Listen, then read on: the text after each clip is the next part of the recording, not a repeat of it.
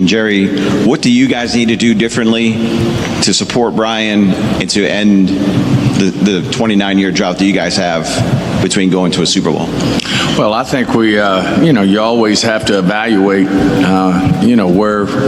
where it didn't go right last year. And obviously, we're also evaluating where it didn't go right, in terms of, this drought that people say we're in terms of a championship game or a Super Bowl. And, we just have to continue to make this roster better. It'll certainly be something that Jerry, myself, Will and his staff, and now Coach Shoddy and his staff, we'll sit down and take a look and see what we have to do better. Well, good morning, good people. Mark Holmes here with my buddy Cowboy Joe Boo. We got Bucky the Beaver and the Funky Chicken. And let's get open for business here. As always, I appreciate each and every one of you guys, as well as you ladies, for all that you do for keeping the Joe Boo Sports Report alive. So here we are, we're on Hump Day, which means Philly 500 and Dan Saleo show at 4:30. So definitely check it out. I will say that it's been a lot less painful being on the Dan Saleo show now, recently, with the things that are going on with the Eagles. They signed Hollywood Brown. That's a good signing. But it looks like they're going to end up losing A.J. Brown. So what has Brown done for you lately? Well, I guess they figured if we just get rid of A.J. Brown and we bring in Hollywood Brown, that'll be the same. That'll be the same. But it seems like that is a real thing. It'll be interesting to see how Philly 500 keeps handling it. He is like that meme where you see the cartoon dog is inside the building and it's on fire, and he's just saying, "We're fine. We're fine." Yeah, he keeps saying we're fine. We shall see as this offseason goes on. Now, for us, Jerry Jones, God, we just have to stop listening to Jerry Jones and thinking that what he says is really credible. I have to put it that way because Jerry Jones says a lot of things. Recently, he's saying, if we had a good defense, if we had at least a lick of defense, that we would have been deep in the playoffs. Okay. So for a team that hasn't spent a lot of money in free agency,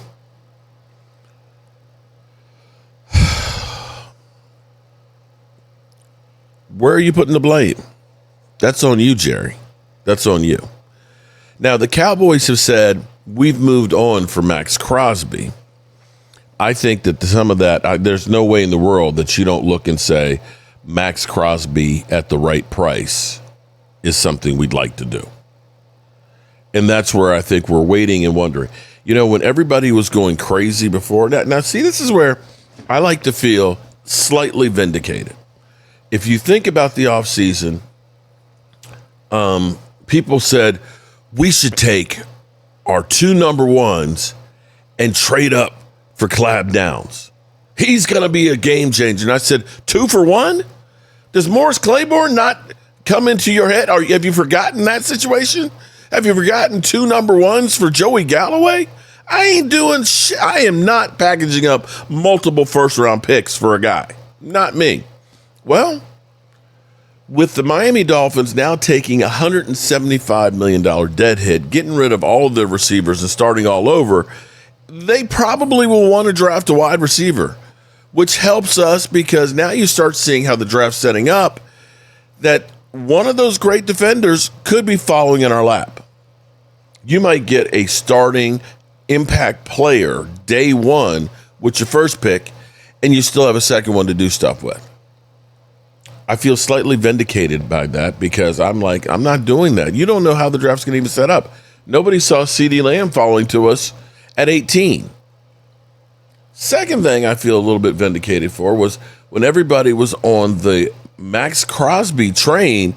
We got 2 number ones, man. Take both of our ones this year and give it to Maxx Crosby. I said, whoa. It's like, y'all do realize that he didn't have a meniscus cleanup where it's just a little rough spot where they just clean it up. He had a total rebuild. So that means there's a tear in there that had to be sewed. I was like, he's not going to be able to pass a physical. I said this till probably the draft. I said, I think he'll be fine because, and I said he's had 8 surgeries in 7 years. Oh, no, you don't know what you're talking about. And now, of course, we find out Baltimore realized 2 number ones for a guy who's injured right now when we can just pay Trey Henderson. It's a no-brainer. No-brainer. So if the Cowboys were willing to give up a first and a second, if the medicals come back and they can get him for a lot less, I still believe that Maxx Crosby will be a Dallas Cowboy. Now, this is Maxx Crosby. Now, here's the worry. Here's the big worry if you're the Dallas Cowboys about Maxx Crosby. And this may be a deal killer. This may be where all of a sudden the Cowboys say, oh, no, we can't do this again. Maxx Crosby's got a podcast. Oh, shit! Oh, shit! Oh. Let's go to the... At the same time, he's like, what the F? So, are the Cowboys really out? Now, here's where it gets interesting because, now this is one of those things that I'm not sure how the relationship goes for the Raiders right now, that they made plans with a new coach that didn't include Maxx Crosby and started, of course, making moves with the idea that he's not going to be there. Now, fortunately, this is enough time to be able to pivot and change what they're doing, but it's probably not the ideal situation that, if you're Maxx Crosby, you're like, this is where I was drafted and where I was been playing and giving everything, including playing on a bad knee for a team that's been inept. And now you want to get rid of me, and now you're forced back here. That relationship is severed. So you could see you could see the Raiders wanting to possibly still move on and taking a lesser price. The Cowboys, the worst thing they can do is say, yeah, we're still interested in Maxx Crosby, because then they know that you want him. When they know you want something, the price goes up. Now, currently, as we sit here this morning, because TJ Bass signed his tender and cornerback Reddy Stewart signed his exclusive rights contract. So we're sitting here at $14 million of cap space. And before somebody says, where's all the cap money? The Cowboys still have money that they can get, but they're not going to make a move until they decide that they're going to actually make a move. And they can easily flip one of these. There is still the Quentin Williams deal, which is he's being paid currently $21 million. He only has $7 million of guaranteed money that's on there. They can restructure him and save $14 million right there, so you're back up to 30. And we still have Deron Bland.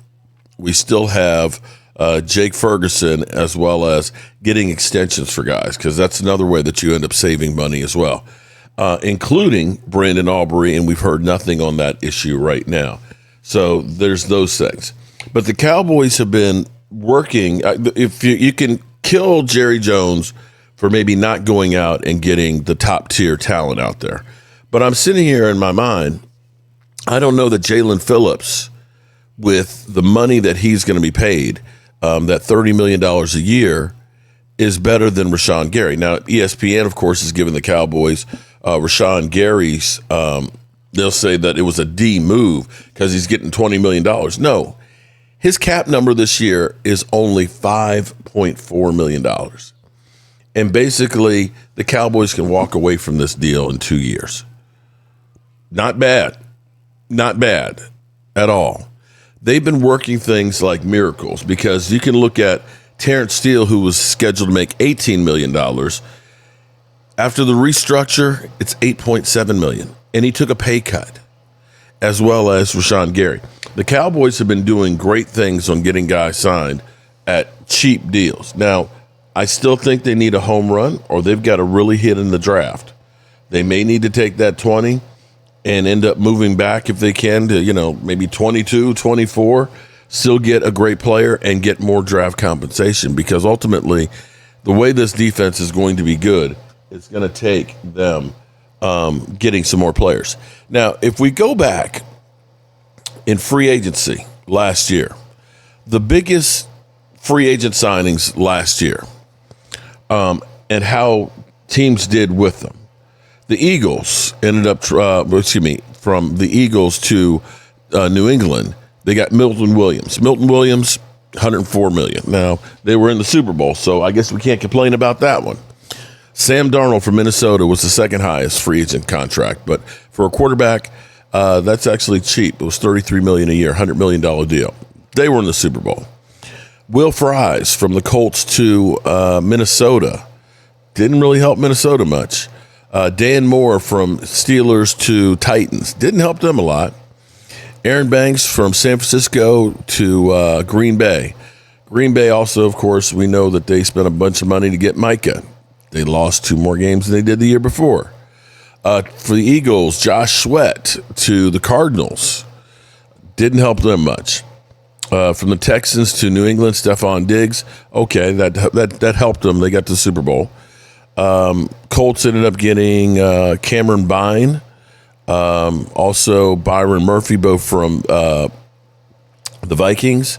As you go down the list, you're not seeing, other than New England, where big free agent moves move the needle. In fact, if we go through free agent spending, now New England, let's be clear here, they literally built that team on free agents. They had to turn everything around, and they did a magnificent job. Because spending doesn't always equate to a guy working out in your system.